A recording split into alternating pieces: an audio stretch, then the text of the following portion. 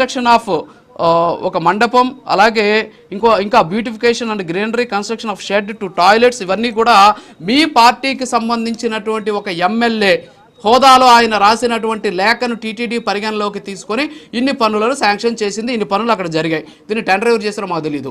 అయితే మీరేమంటున్నారు, అసలు ప్రజాప్రతినిధులకు సంబంధం లేదు అంటున్నారు. ప్రజాప్రతినిధులు లేఖలు రాసుకొని నిధులు తీసుకెళ్ళినటువంటి సందర్భాలు ఉన్నాయి చాలా మంది ఎమ్మెల్యేలు మీ ప్రభుత్వ హయాంలో. మరి దాన్ని ఎలా మీరు సమర్థిస్తారు? సో ఇక్కడ ఏంటి, అక్కడ జరిగేటటువంటి నిర్మాణంలో స్థానికంగా ఉన్నటువంటి వాళ్ళ ఆలోచనలు తీసుకోవాలనే ఉంది, కానీ ఎక్కడ కూడా టీడీపీ వాళ్ళని తీసుకోండి, జనసేన వాళ్ళని తీసుకోండి, బీజేపీ వాళ్ళని తీసుకోండి, లేకపోతే వాళ్ళ కాంట్రాక్టులు ఇచ్చేయండి, లేకపోతే మీరు టెండర్కి వెళ్ళొద్దు, నామినేషన్ బేసిస్ ఇవ్వండి అని ఎక్కడ కూడా చెప్పలేదు. వాళ్ళని కూడా ఇన్వాల్వ్ చేయండి ఒక పారదర్శకత కోసం అనేటటువంటి అంశాన్ని మాత్రం అక్కడ చెప్పిన పరిస్థితి. చెప్పండి.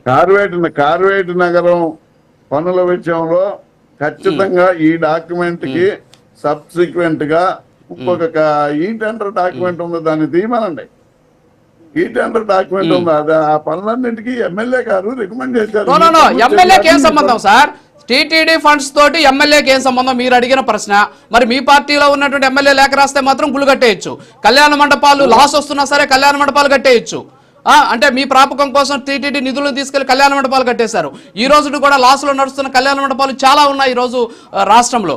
పార్టీలకు సంబంధించిన ఎమ్మెల్యేలు వాళ్ళ ప్రాంతంలో అక్కడ ఉన్నటువంటి ప్రజల కోసం వాళ్ళు కళ్యాణ మండపాలు టీటీడీ నిధులతో కట్టించుకున్నటువంటి పరిస్థితి మీ ప్రభుత్వ హయాంలో చాలా కళ్యాణ మండపాలు నిర్మించారు. కానీ ఈ రోజు కూడా అక్కడ పనులు జరగనటువంటి పరిస్థితి, అక్కడ పెళ్లిళ్ళు జరగట్లేదు, చాలా వరకు కూడా వేస్ట్ గా ఉన్నటువంటి సిచ్యువేషన్. ఈ రోజు కూడా నష్టాల్లో ఉన్నటువంటి కళ్యాణ మండపాలు ఉన్నాయి. మరి ఆ రోజు ఇవన్నీ నిధులు వృధా కాదా?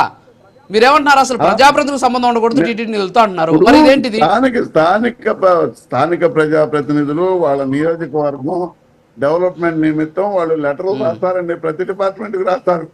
నాకు ఇక్కడ ఈ అవసరం ఉంది, ఈ అవసరం కోసం నిధులు ఇవ్వండి, ఇది టెండర్ ప్రాసెస్ ద్వారా ఇవ్వండి అని చెప్పాలా. అంతేగాని డైరెక్ట్ ముఖ్యమంత్రి గారే సర్క్యులర్ ఇచ్చి ప్రజాప్రతినిధులు కలెక్టర్ల ప్రమేయంతో వర్కులు చేయండి దాని ఉద్దేశం ఏమంటారు? ఇప్పుడు ఆ కార్వేట నగరంలో నేను చూపిస్తాను, డాక్యుమెంట్ కూడా ఉంది, ఈ టెండర్ పిలిచింది.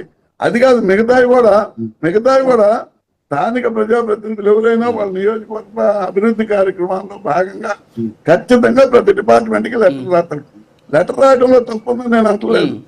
అయితే వ్యక్తిగత ప్రణయాలు తీసుకొని వాళ్ళ టెండర్లు, ఈ టెండర్లు కాకుండా వ్యక్తిగత లాభం కోసం వేరే వాళ్ళకి ఇచ్చుకోవడం అనేది తప్పంటున్నాను నేను. ఇందాక నేను చూపించిన సార్ చంద్రబాబు నాయుడు గారు ముఖ్యమంత్రి హోదాలో చేసిన రివ్యూ మీటింగ్ లో